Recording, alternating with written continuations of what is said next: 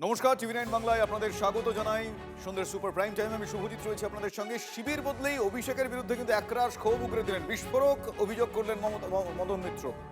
বিস্ফোরক অভিযোগ করলেন মদন মিত্র। অভিষেকের জন্য অনেককে জেলে যেতে হয়েছে। কে বলছেন? বলছেন মদন মিত্র। মমতা বন্দ্যোপাধ্যায়ের ঘনিষ্ঠ বৃত্তে থাকা অন্যতম নাম মদন মিত্র বলছেন অভিষেকের জন্য অনেককে জেলে যেতে হয়েছে। অভিষেককে টাকা না পাঠালেই জেলে ঢুকিয়ে দিত। ওখানে চাকর বাকরের মতো ছিলাম, কাজ করতে পারতাম না, কোটা বাঁধা ছিল, যারাই টাকা দিতে পারতো না তাদেরকে জেলে ঢুকিয়ে দিত। মমতার হাত ছেড়ে বেরিয়ে এসে ঋতব্রত শিবিরে যোগদানের পর এই বিস্ফোরক অভিযোগ করলেন কামারহাটির বিধায়ক মদন মিত্র। শোনাবো আপনাদের কি বলেছেন তিনি। পুরোই অসুবিধা হয়েছে, কাজ করতে পারছিলাম না, আমাদের চাকর বাকরের মতো কাজ করতে হচ্ছিল। অভিযোগ করলেন যে অভিষেক বন্দ্যোপাধ্যায়ের জন্য একাধিক ব্যক্তিকে জেলে যেতে হয়েছে। অনেক লিস্ট দিয়ে দিত। এরা কারা? ওর কথা যারা শুনতো না, ওর কাছে যারা মাল পৌঁছতো না, ওর কাছে মাল টাকা টাকার যাদের ওদের কোটা বাঁধা ছিল, যারা টাকা দিত না তারাই আপনারা শুনলেন মদন মিত্র আজ শিবির বদলেছেন ঠিকই, কিন্তু শিবির বদলানোর পর তিনি যেই মন্তব্য করেছেন সেটাকে বিস্ফোরক বললে কম বলা হয়। তার কারণ তিনি স্পেসিফিক্যালি বলছেন যে অভিষেক বন্দ্যোপাধ্যায়ের জন্য দলের এই অবস্থা। তিনি এটাও বলছেন যে ইডির থেকে এবি ভয়ানক ছিল, ইডি তাও ডাকলে জিজ্ঞাসাবাদ করে, কিন্তু এবি কোনো জিজ্ঞাসাবাদের ধার ধারত না। এই মুহূর্তে বিজেপির প্রধান মুখপাত্র দেবজিৎ সরকার আমার সঙ্গে টেলিফোন লাইনে রয়েছেন। দেবজিৎ বাবু, আজ মদন মিত্র শিবির বদল করলেন। এখনো পর্যন্ত শিবির বদল করলে আমরা বলছি তার কারণ রাজনীতি সম্ভাবনার শিল্প, আমরা জানি না আগামীকাল বা আগামী মুহূর্তে কি হবে। তার এই মন্তব্য কতটা রাজনৈতিকভাবে তাৎপর্যপূর্ণ বলে আপনার মনে হয়, যেহেতু মানুষটার নাম মদন মিত্র, মমতা বন্দ্যোপাধ্যায়ের অন্যতম ছায়াসঙ্গী, কি বলবেন? যে কথা অনেকদিন ধরে দলের বাইরে থাকা জনগণ বলে আসছিলেন, সেই কথা আজকে মদন মিত্র বলে ফেললেন। কিন্তু তার সঙ্গে এটাও সত্যি যে তৃণমূলের অভ্যন্তরে যারা কিনা অভিষেক বাবুর এইসব অত্যাচারের ভাগ পেয়েছেন, মধু যারা খেয়েছেন, তাদের সবাই এই একই দোষের দোষী। সুতরাং তদন্ত চলবে, বিভিন্ন রকম যত অভিযোগ আছে তার তদন্ত হবে, দোষী প্রমাণিত হলে সাজা পাবেন, কাউকে রেয়াত করা হবে না। Nobody will get any political immunity. ধন্যবাদ দেবজিৎ বাবু। দেখুন, আজকে সব থেকে বড় খবর কি? সব থেকে বড় খবর হচ্ছে 2026-এর 21শে জুলাইয়ের আগে মিত্র বদল করলেন মদন, অর্থাৎ মমতা বন্দ্যোপাধ্যায়। সেই মমতা বন্দ্যোপাধ্যায়ের শিবির থেকে এবার ঋতব্রত শিবিরের নাম লেখালেন মদন মিত্র। এবং আজ আমরা কি দেখলাম? আজ আমরা দেখলাম তিনি বিধানসভায় গেলেন এবং সেখানে গিয়ে তিনি ঋতব্রত বন্দ্যোপাধ্যায়ের সঙ্গে কথা বললেন। আক্রুজ্জামান তখন উপস্থিত ছিলেন সন্দীপন সাহা, এবং সেখান থেকেই তৃণমূল কংগ্রেসের সমস্ত সাংগঠনিক পদ থেকে ইস্তফা দিলেন মদন মিত্র। সৌরভ গুহ আমাদের সঙ্গে রয়েছেন, সরাসরি কথা বলবো তার সঙ্গে। সৌরভ, দেখো, তোমার ডেফিনেটলি মনে থাকবে যে 1993 সাল এবং কংগ্রেস ছেড়ে যখন মমতা বন্দ্যোপাধ্যায় বেরিয়ে এলেন, তখন এই তৃণমূল কংগ্রেসের প্রতিষ্ঠাতা সদস্য হিসেবে যাকে আমরা দেখেছিলাম সেটা হচ্ছে মদন মিত্র, এবং তিনি বরাবর মমতা বন্দ্যোপাধ্যায়ের পাশেই থেকেছেন, সঙ্গেই থেকেছেন। আজ তিনি এই মমতা বন্দ্যোপাধ্যায়ের হাত ছাড়লেন। আমার তোমাকে প্রশ্ন হচ্ছে যে এই যে কালীঘাট শিবির এই মুহূর্তে কতটা বিপাকে, এবং তারা এই জায়গায় দাঁড়িয়ে নিজেদের দল বাঁচাতে আর কি ভাবছেন, কিভাবে সামলাবেন পরিস্থিতিটা?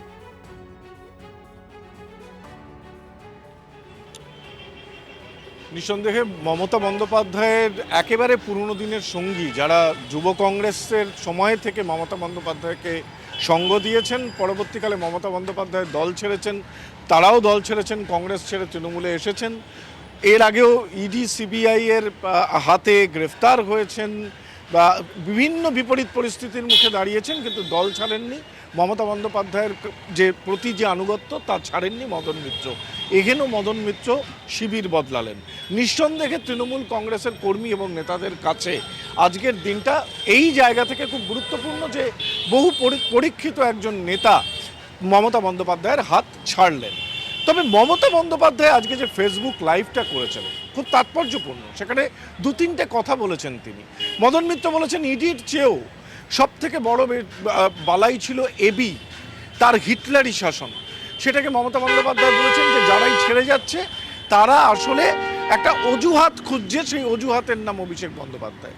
দুই, মমতা বন্দ্যোপাধ্যায় কি বলছেন যে নেতারা যাদের লাগেজ এবং ব্যাগেজ রয়েছে তারা চলে যান, যারা থেকে যাবেন তাদেরকে নিয়েই আবার তিনি শুরু করবেন।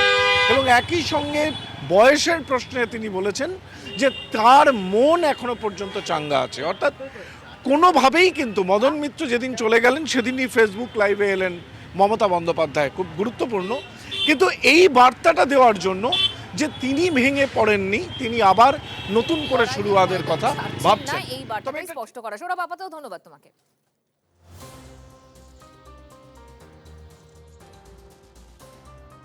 আমি তৃণমূল ছেড়ে যাইনি, তৃণমূলে ছিলাম, তৃণমূলেই আছে। যতগুলো ছেড়েছি সব পোস্টগুলোই তৃণমূলের, আবার এখানে এসে দাঁড়ালাম, এটাও তৃণমূলের। তৃণমূলের অবস্থা যদি এখনই হাল ধরা না যায় তাহলে ভবিষ্যতে কোনোদিন বিজেপিকে হারানো যাবে না। ওই অভিষেক ব্যানার্জিকে দিয়ে বিজেপিকে হারানো যাবে না। হিটলারি কায়দায় প্লেন থেকে নেবে, কোমরে হাত দিয়ে 4 তারিখ দেখে নেবো হুইসেল বাজবে, এসব করে হবে না। মানুষের কাছে যেতে হবে। ইন্ডিভিজুয়াল কাল্টের বিরুদ্ধে কালেকটিভের লড়াই। গণতন্ত্র হচ্ছে ডায়ালগ নির্ভর, আর একনায়কতন্ত্র হচ্ছে মনোলগ। তো এই লড়াই হচ্ছে ইন্ডিভিজুয়াল কাল্টের বিরুদ্ধে আমাদের কালেকটিভের লড়াই, আসলে মনোলগের বিরুদ্ধে ডায়ালগের লড়াই। এখানেও ডায়ালগের মধ্যেই আমরা যাচ্ছি। কালেকটিভের যে লড়াই, সেই লড়াইকে শক্তিশালী করছেন। ইন্ডিভিজুয়াল কাল্টের বিরুদ্ধে কালেকটিভের লড়াই শক্তিশালী করার জন্য তারা যে সিদ্ধান্ত নিয়েছেন, আমরা সেই সিদ্ধান্তকে স্বাগত জানাচ্ছি। আইন আইনের পথে চলবে, তার সঙ্গে তো রাজনীতির সম্পর্ক নেই। আইন আইনের পথে চলবে। সঙ্গ ত্যাগ করতেই মদনের সঙ্গে বিজেপির সেটিংয়ের অভিযোগ তুলে দিলেন মমতা বন্দ্যোপাধ্যায়। ওর পরিবারকে যখন ইডি সামন পাঠিয়েছে তখনই বুঝেছি দলবদল করতে পারে, তাই আগে ভাগেই গতকাল রাতেই সব পদ থেকে মদনকে সরিয়ে দিয়েছি, ফেসবুক লাইভে এসে বললেন মমতা বন্দ্যোপাধ্যায়। হ্যাঁ, ভয়ে কাউকে কাউকে পুলিশকে দিয়ে ভয় দেখিয়ে পুলিশ গিয়ে বলছে গাড়ি নিয়ে এসছি, হয় বিজেপির কোলে জ্বালা দুলছে, কি আর বলবো, সেটিং কোম্পানিতে নাম লেখান, তা নাহলে গাড়ি নিয়ে এসছি জেলে যান। ভয় পেয়ে না তো আপনার ছেলেকে অ্যারেস্ট করবো, আপনার মেয়েকে অ্যারেস্ট করবো, আপনার পরিবারকে অ্যারেস্ট করবো।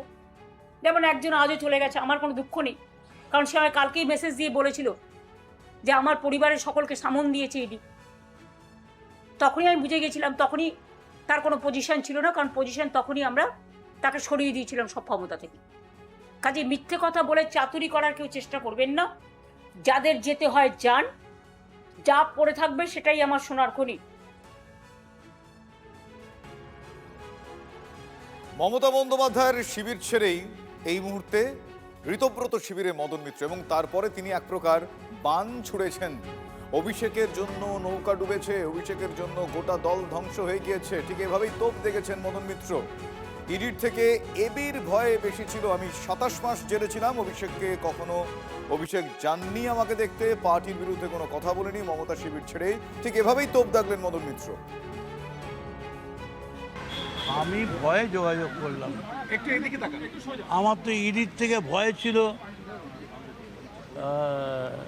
এবি বেশি।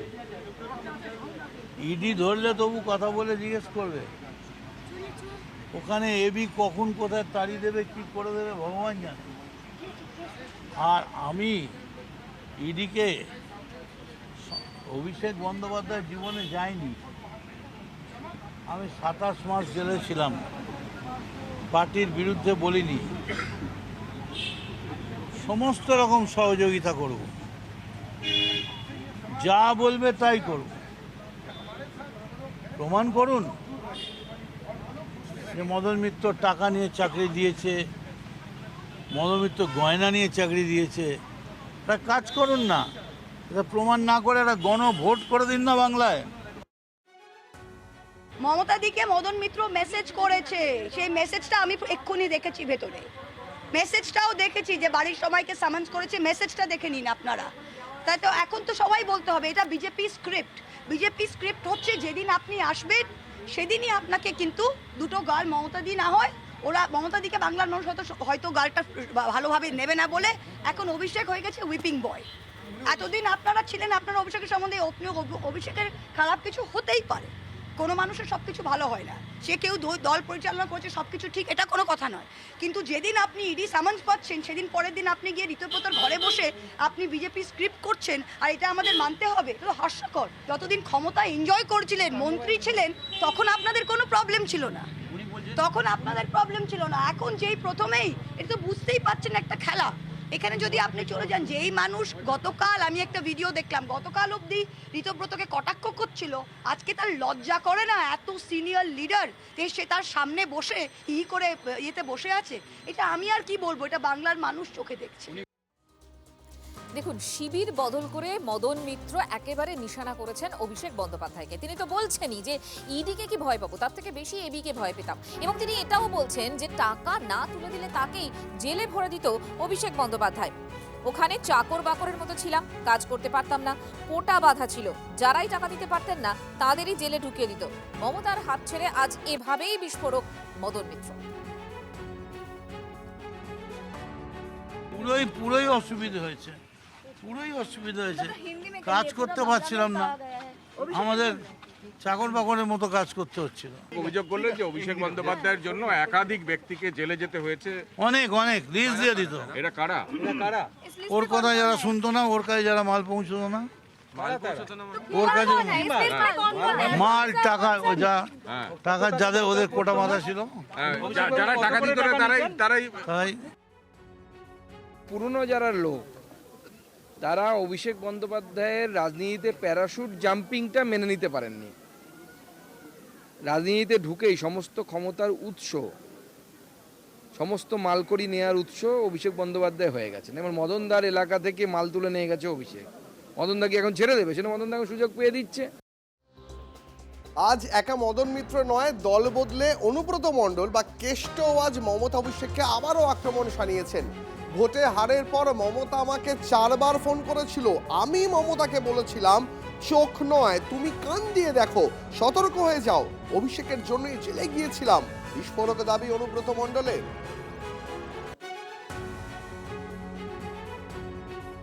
ঋতব্রত তৃণমূল, আমিও তৃণমূল। ঋতব্রত তৃণমূল, আমিও তৃণমূল। আপনি কি মমতা বন্দ্যোপাধ্যায়ের সঙ্গে থাকছেন? অনেক দিন ছিলাম, প্রথম থেকেই ছিলাম। এখন আর নয়? এখন আর নেই। এখন তৃণমূলে আছি। মমতা বন্দ্যোপাধ্যায়ের সঙ্গে আর নেই। আমি জেলে গেলাম কেন? চলুন। কার জন্য জেলে গেলেন? জেলে গেলাম, কার জন্য গেলাম? অভিষেক ব্যানার্জি। যে আপনার যেহেতু এই কেসটা হয়েছে, তার জন্য কি আপনি হঠাৎ করে মমতা বাজে কথা বলেন না। আমি সব ভয় পাই না। মমতা বন্দ্যোপাধ্যায় আপনাকে ফোন করছে? 4 বার ফোন করেছিল ইলেকশনে হারার পর। আলাম চোখে দেখো না কানে দেখো তুমি। আপনি বলেছেন আর শুধরেই না ওরা। আমি বীরভূমে একটা পাথর আছে জানেন তো, পার ডে 3.5 কোটি টাকা আমি জমা দিতাম রেভিনিউ। সরকার পেত। ওই পাথরের জন্য সেটা হয়ে গেল 40 পার ডে 40 লাখ। ওর জন্যই শেষ হলো। তার জন্য শেষ হলো। হ্যাঁ, ওর জন্য। অভিষেক বন্দ্যোপাধ্যায় আজকে মদন মিত্র তিনি চলে গেলেন, কেউ থাকবে না, কেউ কেন থাকবে না? কিছু কিছু বিষয় থাকে, আপনারা রুটগুলো দেখতে পাবেন। আমরা পরিষ্কার বলছি যে আমরা কাউকে কোনো ব্যক্তি আক্রমণ করতে চাই না। কিছু কিছু ক্ষেত্রে সেন্ট্রাল এজেন্সি কাউকে পর্যুদস্ত করছে, বা সেন্ট্রাল এজেন্সি, পুলিশ, সিআইডি নানাভাবে চিঠি, তলব, এবং সেক্ষেত্রে কেউ যদি মনে করেন যে তিনি তার ঘনিষ্ঠ মহল বা তার ব্যক্তিগত স্বার্থে যদি আপাতত বিজেপির বি টিমে গিয়ে নাম লেখান, তো তাহলে হয়তো যদি তারা একটু ছাড় পেতে পারেন, সেটা ব্যক্তিগত তাদের উপলব্ধি। কিন্তু কেন হচ্ছে এটা আপনারা সবাই চোখের সামনে দেখতে পাচ্ছেন। মন থেকে তারা কত কি করছেন না করছেন, কিছু কিছু খেলার রেজাল্ট না সঙ্গে সঙ্গে বেরোয় না, একটু সময়ের জন্য অপেক্ষা করতে হয়। এগুলো সমস্ত সময়ের সঙ্গে এর ফলাফল আপনারা দেখতে পাবেন। অনুব্রত বাবুই বলতে পারবেন অভিষেক ওকে দিয়ে কি এমন করিয়েছিল যে যার জন্য তাকে জেলে যেতে হয়েছিল। তখন বলনি কেন বাবা, এখন কেন বলছো? তখন বলতে হতো, ইডির অফিসারদেরকে বলতে হতো অভিষেকের নামটা, তাহলেই তো হয়ে যেত কাজটা। অনুব্রত চল তাই, বাহ কি ভালো, কি ভালো তিনি চলে গেছেন, বা তিনি আর কাজল শেখ একসাথে দল করবে ঋতব্রতর সাথে। এত ভালো খবর আমি পাইনি, দারুণ দারুণ। তিনি গুড় বাতাসা নিয়ে ঋতব্রতর সাথে এবং কাজল শেখের সাথে একই গ্যাংয়ে তিনি অপারেট করুন, আর তাকে কোনো সিবিআই কোনো ইডি তাকে আর ঝামেলা করবে না। আমি তার জন্য খুশি, তিনার শেষ জীবন তিনি শান্তিতে কাটাক। নারদায় ওপেনলি টাকা নিচ্ছে, তিনি আমাকে কটাক্ষ করে বলছে ক্যাশ কোয়েরি, অথচ সবাই জানে এটা ভুল, এটা সুপ্রিম কোর্টের বিচারাধীন। আমি জিতে এসেছি এবং আজ অব্দি আমাকে কেউ ছুতে পারেনি। সবাই যদি সুখে শান্তিতে থাকতে চায়, সমঝোতা করে তারা করুন। বাংলার মানুষ বিরোধী পলিটিক্স করার জন্য একটা স্টামাক লাগে, একটা দম লাগে। সেটা যদি শেষ জীবনে অনুব্রত মণ্ডলের নেই, কোনো দরকার নেই। আমি তো বললাম যত বিদয় হচ্ছে তত ভালো, একজনকে নিয়ে পার্টি করবো তাও ভালো। দেখুন, অনুব্রত মণ্ডল বা মদন মিত্র তারা তো শিবির বদলানোর পর অভিষেক বন্দ্যোপাধ্যায়কে নিশানা করছেন, কিন্তু এখনো শিবির বদলাননি কালীঘাটপন্থী তৃণমূল নেতা কল্যাণ বন্দ্যোপাধ্যায়। তিনি গতকালই অভিষেক বন্দ্যোপাধ্যায়কে নিশানা করেন, বলেন ক্যামাক স্ট্রিটের জন্যই দলটা শেষ হয়ে গেল। এই যে ক্যামাক স্ট্রিটের সুমিত রায়ের সঙ্গে যারা কথা বলতো, বেশি কথাবার্তা বলেছে, অর্গানাইজেশন চলার জন্য যে সমস্ত বেশি কথাবার্তা বলেছে, তাদেরকেও এখন ডেকে ডেকে পুলিশরা যে এই তোমার সঙ্গে ওই শালবনী কেসের সঙ্গে যুক্ত আছো, তুমি বেশি যদি বাড়াবাড়ি করো ঢুকিয়ে দেবো। ক্যামাক স্ট্রিটটা শেষ করে দিল আমাদের দলটাকে শেষ করে দিল ক্যামাক স্ট্রিটটা। আজকে যারা বড় বড় বক্তৃতা দিচ্ছে অভিষেকের বিরুদ্ধে বলছে, 2022-এ যখন আমি বলেছিলাম তখন তো এরাই আমার বিরোধিতা করেছে, এবং সেদিনকে মমতাদি আমার পাশে না দাঁড়িয়ে থাকলে আমাকেই হয়তো দলটা ছেড়ে চলে যেত হতো। তোমরাই তো আইপ্যাককে মাথায় তুলেছো, তোমাদের মধ্যে কেউ সুমিত যদি দুবার কথা বলে তো জীবন ধন্য হয়ে গেছে তোমাদের। আজকে তারা অভিষেকের বিরুদ্ধে বলছে। অভিষেক তো আর যাই হোক অনুব্রত মণ্ডলকে তো গরু চুরি পাথর চুরি করতে বলেনি, অভিষেক তো আর যাই হোক ঋতুব্রত ব্যানার্জিকে রেপ করতে বলেনি। এই যে ইন্ডিভিজুয়াল যেগুলো আছে, ক্রিমিনালগুলো আছে ঢুকেছে আজকে, তাদের তো অভিষেক বলেনি, তারা নিজেরা করেছে, কারণ জানে তাদের মাথার উপর অভিষেক ব্যানার্জি আছে, বাঁচিয়ে দেবে সব জায়গা থেকে। দেখুন, অভিষেক বন্দ্যোপাধ্যায়ের বিরুদ্ধে একে একে তীব্র আক্রমণ শানিয়ে অনুব্রত মণ্ডল, মদন মিত্র লম্বা সার বেঁধে যারা যারা এখন দল ছেড়েছেন, মানে দল ছাড়েননি, তারা মমতার শিবির ছেড়েছেন, তারা ঋত শিবির জয়েন করেছেন, ঋতব্রত তৃণমূল শিবির জয়েন করেছেন, তারা কিন্তু সেক্ষেত্রে বারবার অভিযোগের আঙুল তুলেছেন অভিষেক বন্দ্যোপাধ্যায়ের দিকে। অথচ মমতা বন্দ্যোপাধ্যায় এখনো অভিষেকের কোনো ভুল দেখতে পাচ্ছেন না। যদি আপনাদের চোখে কোনো অন্যায়ও করে থাকে অভিষেক, তাহলে তার সবকিছু ক্ষমা হয়ে গেছে বলে মন্তব্য করেছেন মমতা বন্দ্যোপাধ্যায়। যাদের বলছেন ভয় ইন বলে পুলিশকে দেখে এজেন্সি দিয়ে ভয় দেখাচ্ছেন, তারা একটু শিক্ষা নিন। অভিষেক অনেক খারাপ আপনাদের কাছে, বাহানা হয়ে গেছে ওটা। তো অভিষেকের বউ যদি 1.5 বছরের বাচ্চাকে নিয়ে সিবিআই অফিসে যেতে পারে সাক্ষী দিতে, তাকে ডেকে পাঠানো হয়েছিল, তখন আপনাদের মনে নেই? আজকে আমি যখন ফেসবুক করছি সেদিনও ডেকে পাঠানো হয়েছে, 25টা 30টা কেস দেওয়া হয়েছে। সেটা সহ্য করছে, একটু সেটিং করে নিলে সব থেকে রিলিফ হতে পারত। তাহলে যাদের আজকে আপনারা বলছেন বাহানা দেখিয়ে যে অভিষেক হচ্ছে আপনাদের আয়না, তাই আপনারা চলে যাচ্ছেন, এটা আপনাদের বাহানা। অভিষেকের সব অন্যায় ক্ষমা হয়ে গেছে যদি আপনাদের চোখে কোনো অন্যায়ও করে থাকে। যে সে আজকে লড়ে যাচ্ছে বাঘের মতো, এরাই লড়বে, তার কারণ এরা 50 বছর আগামী দিন রাজনীতি করবে। শুনলেন মমতা বন্দ্যোপাধ্যায় কি বলেছেন। আমি তার বক্তব্য থেকে দুটো শব্দ নেব। এক হচ্ছে এরা আগামী 50 বছর রাজনীতি করবে, একটা বায়োলজিক্যাল হিসেব তিনি দেওয়ার চেষ্টা করছেন। এরা মানে একে একে দেউটি নিবে এখন অব্দি যারা জল করছে যেভাবেই হোক। আর দুই, তিনি বলেছেন আবার বাঘ শব্দটা ব্যবহার করলেন, যে বাঘ শব্দটা তিনি অনুব্রত মণ্ডলের বিরুদ্ধে না, অনুব্রত মণ্ডলের সম্বন্ধেও ব্যবহার করেছিলেন, যে বাঘের মতো ওকে সম্মান দিতে হবে। আমার সহকর্মী সুজয়ের কাছে একবার যাই। সুজয়, সুজয় শোনা যাচ্ছে? হ্যাঁ, থ্যাংক ইউ। সুজয়, আমি জানতে চাইবো যে মমতা বন্দ্যোপাধ্যায় এখনো অভিষেক বন্দ্যোপাধ্যায়ের হয়ে তিনি এক প্রকার কি বলবো লড়াই চালিয়ে যাচ্ছেন এই বাজারেও। তার কারণ একে একে দেউটি যেরকমভাবে নিভেছে, কিন্তু যারা যারা বেরিয়ে আসেন তাদের সবারই তো target, one and only target Abhishek Bandyopadhyay, যাকে ডিফেন্ড করছেন মমতা বন্দ্যোপাধ্যায়। তারা কি বলছেন এবং তিনি কতদিন এভাবে ডিফেন্ড করতে পারবেন এখন অব্দি যা সিচুয়েশন? দেখো, আজকেই শিবির বদল করেছেন মদন মিত্র। মমতা বন্দ্যোপাধ্যায় হাত ছেড়ে ঋতব্রত বন্দ্যোপাধ্যায় হাত ধরেছেন এবং সেখানে যোগ দেওয়ার পর বৈঠকেও যোগ দিলেন 21শে জুলাইয়ের প্রস্তুতি বৈঠকে। সেখানে মদন মিত্রকে প্রশ্ন করা হয়েছিল বা আমরা কথা বলেছিলাম মদন মিত্রের সঙ্গে একান্তে, যে যা পরিস্থিতি তাতে মমতা বন্দ্যোপাধ্যায়ের কি শিবির বদল করা উচিত, অর্থাৎ তিনি কার্যত অভিষেক বন্দ্যোপাধ্যায়ের সঙ্গে রয়েছে মমতা বন্দ্যোপাধ্যায়, সেক্ষেত্রে মমতা বন্দ্যোপাধ্যায়ের কি এই ঋতব্রত শিবিরে বা মদন মিত্রদের শিবিরে, এই শিবিরে চলে আসা উচিত? মদন মিত্র কিন্তু সেখানে বলেছেন যে প্রয়োজন হলে সেটাই করা উচিত। তার কারণ মমতা বন্দ্যোপাধ্যায় যদি অভিষেক বন্দ্যোপাধ্যায়কে 1 বছরের জন্য অন্তত ছুটিতে পাঠান, তাহলেও দলটার উন্নতি হবে বা পরিস্থিতির উন্নতি হবে। যেভাবে দলটা ভাঙছে তৃণমূল, সমস্তটার প্রত্যেকেরই অভিযোগের তীর, প্রত্যেকেরই আঙুল অভিষেক বন্দ্যোপাধ্যায়ের দিকে। তার কারণ অভিষেক বন্দ্যোপাধ্যায়ের বিরুদ্ধে ভুরি ভুরি অভিযোগ।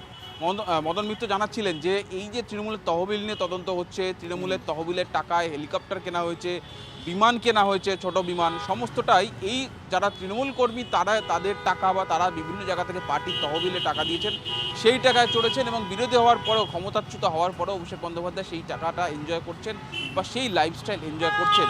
অভিষেক বন্দ্যোপাধ্যায়ের ঔদ্ধত্যকে টার্গেট করেছেন মদন মিত্র, বলছেন যে মদন মিত্র তিনি ভবানীপুরের বাসিন্দা, কিন্তু তাকেও ইগনোর করতেন অভিষেক বন্দ্যোপাধ্যায়। বয়সে প্রায় তার হাঁটুর কাছাকাছি হলেও, রাজনীতির অভিজ্ঞতাতেও অভিষেক বন্দ্যোপাধ্যায় মদন মিত্র হাঁটুর কাছাকাছি হলেও তার যা চলন বলন ছিল, তার যা লাইফস্টাইল ছিল, যেভাবে তৃণমূলের অন্য নেতা কর্মীদের ট্রিট করতেন, সে একেবারেই সেই জায়গাতেই কোথাও এই তৃণমূল নেতা কর্মী যারা ছাড়ছেন মমতা শিবির, তাদের যে কথা বললে তোমার কথার সূত্র ধরে, সুজয় তুমি যে কথা বললে তোমার কথার সূত্র ধরে একেবারেই তাই। বারবার এই ধরনের শব্দবন্ধগুলো ব্যবহার করেই কিন্তু যারা আজকে মমতা বন্দ্যোপাধ্যায়ের দীর্ঘদিনের ছায়াসঙ্গী থাকা সত্ত্বেও এই মুহূর্তে বেরিয়ে আসতে বাধ্য হয়েছেন বলে তারা দাবি করছেন, তারা কিন্তু স্পষ্টতই সেই বিষয়গুলো বলছেন।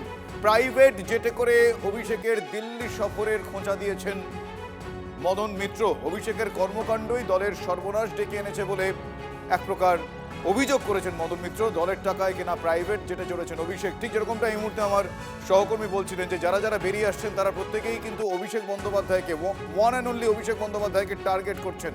সরাসরি অপমান করার ক্ষমতা ছিল না, তাই উপেক্ষা করে অপমান করতেন অভিষেক। এই কথা আজকে কে অভিযোগ করছেন? মদন মিত্র। মদন মিত্রকে, যিনি দীর্ঘদিন ধরে মমতা বন্দ্যোপাধ্যায়ের ছায়াসঙ্গী, ক্ষমতা টাকার জোরে অভিষেক বন্দ্যোপাধ্যায় সবকিছু করত, পিসির প্রশ্রয়, ভাইপোর বাড়বাড়ন্ত ছিল। মমতা বন্দ্যোপাধ্যায়ের হাত ছেড়ে এভাবেই আজ আক্রমণাত্মক হয়ে উঠতে শোনা গেল মদন মিত্রকে। আমি বিসিআরকে বলবো শোনাতে কি বলেছেন আজকে তিনি। আপনি অভিষেকের জীবনযাত্রা নিয়ে কথা বলছেন, কিন্তু দেখা যাচ্ছে দল হেরে যাওয়ার পরেও তিনি প্রাইভেট জেটে করে দিল্লিতে যাচ্ছেন। সেটাই তো সর্বনাশ হয়েছে। এবং সেই প্রাইভেট জেটটা তো আর ওর ব্যক্তিগত প্রপার্টি নয়, আমাদের দলের টাকায় কেনা। সেটা নিয়ে তো ইডি তদন্ত করছে, দলের তহবিল থেকে টাকা গেছে, এটা আপনারা জানতেন? জানলে তো অনেক আগেই প্রতিবাদ করতাম। আপনি নিজে ব্যক্তিগতভাবে অপমানিত হয়েছেন কখনো অভিষেকের দ্বারা? ডাইরেক্ট অপমান করার মতো হিম্মত ছিল না, বাট ইগনোর করে অপমান করার যথেষ্ট ছিল। বয়সের তো অনেক ফারাক, অভিজ্ঞতারও। ক্ষমতা আছে, টাকা আছে, পয়সা আছে। দিদি পিসি চিফ মিনিস্টার। কে দিল এত ক্ষমতা ওকে? ওর পিসি পার্টি। আপনার কি মনে হয় মমতা বন্দ্যোপাধ্যায়ের এবার আপনাদের এই তৃণমূলে চলে আসা উচিত? সেটা আসলে খুব ভালো হয়। আমার মনে হয় মমতার বলা উচিত, তোমরা সবাই মিলে যারা এক হয়েছ, সবাই এক হয়ে যাও। আমি অভিষেককে 1 বছরের ছুটি দিচ্ছি, সবাই মিলে এক হয়ে আবার তৃণমূল। যারা হঠাৎ ওদিকে যাচ্ছেন তাদেরকে এগুলো বলতে বলা হচ্ছে। আমি তো আবার বলছি, আপনি কল লিস্ট চেক করুন না, ওদের তো স্ক্রিপ্টেড করে দেওয়া হচ্ছে। এসব করে হবে না, এগুলো দুদিনের খবর। সময়ের পরীক্ষায় উত্তীর্ণ হতে হবে। মমতা ব্যানার্জি আজকে মুখ্যমন্ত্রী নেই, দলটা সরকারে নেই। যারা তখন সমস্ত রকম ক্ষমতা, প্রশাসনিক সমস্ত ব্যবহার করেছেন, আজকে তারা 4ই মের পর বড় বড় কথা বলছেন। এসব বড় বড় কথা কিন্তু, আমি আবার বলছি, বেড়ালকে বাঘছাল পড়ালে কিন্তু বাঘ হয় না, এরা বেড়াল। সরকার যখন ক্ষমতায় নেই, মমতা ব্যানার্জি যখন ক্ষমতায় নেই, তখন এদের বড় বড় কথা শুরু হচ্ছে নিজেদের স্বার্থে। এগুলো বেড়াল, এগুলো যত জোরেই ডাকুক, দিনের শেষে ম্যাও বেরোবে, একটারও মুখ থেকে কিন্তু হালুম বেরোবে না। দেখুন, মাত্র 1 মাস 10 দিন, তার ঠিক পরেই 180 ডিগ্রি ঘুরে গেলেন মদন মিত্র। কিছুদিন আগেই মানে এই 5ই জুন তিনি ঠিক কি বলেছিলেন? বলেছিলেন ঋতব্রত কে, সে আদৌ কি তৃণমূল? প্রশ্ন তুলেছিলেন মদন। যার নেতৃত্বে যাচ্ছেন সে আপনাদের নখের যোগ্য তো? না চরিত্রের দিক থেকে, না নেতৃত্বের দিক থেকে। ঋতব্রত শিবিরে যাওয়া তৃণমূল নেতাদের বলেছিলেন মদন। আর আমায় মরতে হলে শকুনির হাতে মরবো না, পিতামহ বিশ্বের হাতে মরবো বলেছিলেন মদন। ঋতব্রতদের বিজেপির বি টিম বলে তোপ দেখেছিলেন কামারহাটির তৃণমূল বিধায়ক। শুনুন। এরা ঋতব্রত নেতৃত্বে কাজ করবে? কে ঋতব্রত? ঋতব্রত কি আদৌ তৃণমূল? যদি তৃণমূলের নব্য ব্লক বলেন তাহলে যে নেতা হবে তার পা থেকে মাথা অব্দি। এখন যদি আমি ঋতব্রতকে রাস্তায় কোথাও দাঁড় করিয়ে দিয়ে জিজ্ঞেস করি এই ভদ্রলোককে, প্রথম তো অনেকে চিনতে পারবেন না, দ্বিতীয় বলবেন, আপনি যদি বলেন চিনতে পারছেন না এমএলএ, বলে ও আচ্ছা আচ্ছা, কোন পার্টির ঝোপ করে বলতে পারবে না। তার এখনো অ্যাকসেপ্টেন্স হয়নি তৃণমূল হিসেবে। তার নেতৃত্বে আপনারা চলে যাচ্ছেন। আর কত বড় নেতা আপনারা, বড় বড় নেতা। আপনারা যার আন্ডারে নেতৃত্বে যাচ্ছেন সে আপনাদের নখের যোগ্য নয়, ব্যক্তিগত চরিত্রে নয়, সংগ্রামী চরিত্রে নয়। আপনারা যদি জানতে চান যে বহিষ্কার করাটা আমাদের চিঠির লাইনটা ঠিক হয়নি, তাহলে আমি বলবো there are 2 rules in our party. Rule 1, boss can do no wrong. Rule 2, if boss is wrong, see rule 1। এটাই আমাদের সংবিধান। আমার যদি মরতে হয়, আমার যদি বলে মরবো, আমি শকুনির হাতে মরবো না, আমি পিতামা বিশ্বের হাতে মরব। মমতা বন্দ্যোপাধ্যায় ওদের পরামর্শদাতা হবেন কেন? ওরা বলছে আমরা আলাদা ব্লক তৈরি করছি। তৃণমূলের তৃণমূলের পরে তৃণমূলের জার্সি পরে আপনারা আলাদা ব্লক করবেন আর মমতা বন্দ্যোপাধ্যায় আপনাদের পরামর্শদাতা হবেন। মমতা বন্দ্যোপাধ্যায়ের নেতৃত্বেই বিরোধী দল গঠন হবে। শুভেন্দুবাবু এবং শ্রমিকবাবু টলিগঞ্জের চিত্র পরিচালকের মতো গাইডেন্স দিচ্ছে, ইনস্ট্রাকশন দিচ্ছে। ওদের সঙ্গেই আলাদা মিটিং করেছেন। কাদের সঙ্গে? আমাদের এই যারা চলে যাচ্ছে এখন, ঋতব্রতবাবুরা হচ্ছে বিজেপির বি টিম, এ টিমে শুভেন্দুরা, বি টিমে ওরা। যদি কেউ আসেন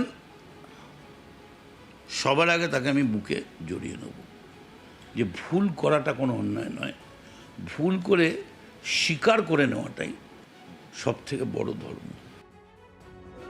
এখন ঋতব্রত বন্দ্যোপাধ্যায়ের কাছে অনুব্রত মণ্ডল হলেন ব্রাজিলীয় ফুটবল তারকা রোনাল্ডোর মতো। তার মানে আধুনা মেসি বা CR7 নন, কেষ্ট মণ্ডল একেবারে সেই ওল্ড ক্লাসিক রোনাল্ডো। আর মদন মিত্র তিনি রোনাল্ডিনহো।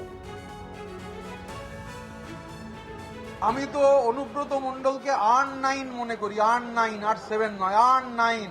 পেনাল্টি বক্সে R9-এর থেকে ভয়ঙ্কর কোনো প্লেয়ার আজও পৃথিবীতে জন্মগ্রহণ করেনি। অনুব্রত মণ্ডল আমার কাছে মেসিও নন, রোনাল্ডো নন, উনি আমার কাছে original Ronaldo, R9। Anubrata Mondal যদি R9 হন, মদনদা হচ্ছেন আমাদের রোনাল্ডিনো। কোথাও নেই, কালীঘাটে ফালীঘাটে নেই, ও যাবে ওই গোঘাটেই। এখন কথা হচ্ছে যে লক্ষ্য করে দেখবেন, বাহাদুরি দেখিয়েছিল, বিপ্লবী সাজার চেষ্টা করেছিল, মমতার সঙ্গে থাকবো বলে বড় বড় বাতেলা করেছে, তারপরে পুলিশকে 2বার রেড করেছে, বাস গল্প শেষ। তো এখন পুলিশের সবথেকে বড় সেবাশ্রয়, একটা সেবাশ্রয় তো দেখছেন মানুষের চিকিৎসার নামে কোটি কোটি টাকা লুট করেছে, মানুষকে শেষ করে দিয়েছে, বোকাবাবুর সেবাশ্রয়। এখন আরেকটা সেবাশ্রয় হয়েছে, সেই সেবাশ্রয়ে নাম পাল্টে বলুন পুলিশি সেবাশ্রয়। পুলিশের কাছ থেকে রক্ষা কবচ পাওয়ার জন্য এই যে দলটা হয়েছে, বিদ্রোহী না কি বলছে তাদেরকে, বিদ্রোহী তৃণমূল। আমি বলি এরা সব বাঘী নয়, এরা সব দাগি তৃণমূল। সে যারা যারা দাগি সব এক জায়গায় চলে যাও। দাগি তৃণমূলের জন্য ঠেক তৈরি হয়ে গেছে। তাই লক্ষ্য করে দেখবেন, যাদের বাড়ি রেড হচ্ছিল রেড বন্ধ হয়ে যাবে, পুলিশ ডাকছিল ডাকা বন্ধ হয়ে যাবে।